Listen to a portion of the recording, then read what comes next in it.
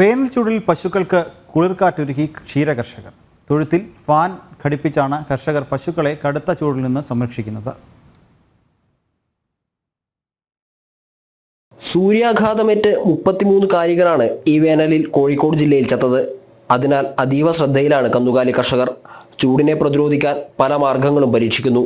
തൊഴുത്തിനകത്ത് fan ഘടിപ്പിച്ച് പശുക്കൾക്ക് കുളിർക്കാറ്റൊരുക്കുകയാണവർ.